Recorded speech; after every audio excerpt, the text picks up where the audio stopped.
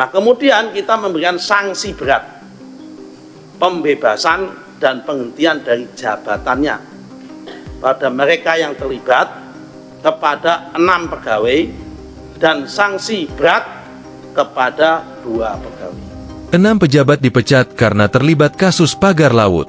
Kementerian Agraria dan Tata Ruang Badan Pertanahan Nasional, ATR BPN, Nusron Wahid, menjatuhkan sanksi kepada 8 pejabat di kantor pertanahan Tangerang imbas kasus pagar laut di perairan Tangerang, Banten. Dari 8 pejabat yang disanksi berat, 6 pegawai diberi sanksi pemberhentian dari jabatan. Nusron Wahid mengatakan, pihaknya telah melakukan investigasi internal buntut polemik penerbitan hak atas tanah yang dipagari di laut wilayah Tangerang, Banten.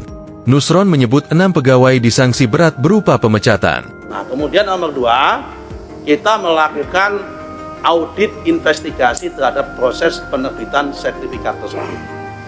Dari hasil audit tersebut, kita merekomendasikan pertama,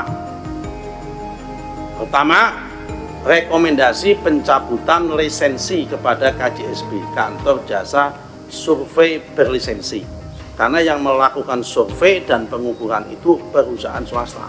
Lanjut Nusron dalam rapat kerja bersama Komisi 2 DPR di Gedung DPR, Senayan, Jakarta, Kamis, 30 Januari 2025. Karena di kita menggunakan 2 survei. Pertama, survei oleh petugas ATR BPN.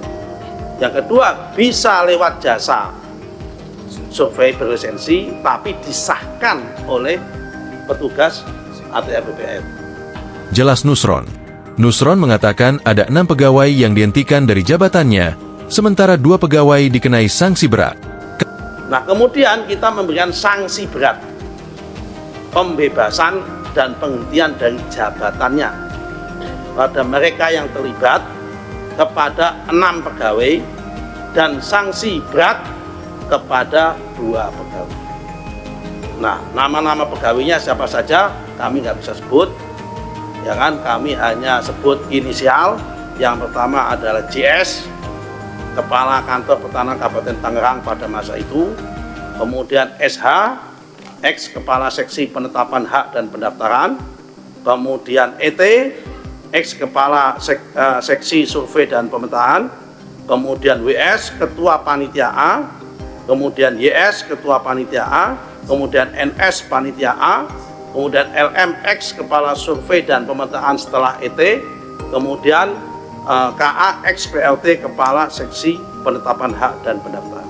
Nusron mengatakan, 6 pejabat yang dicopot karena keterlibatan penerbitan sertifikat hak guna bangunan (SHGB) dan sertifikat hak milik (SHM) itu sudah diperiksa dan diberikan sanksi oleh inspektorat.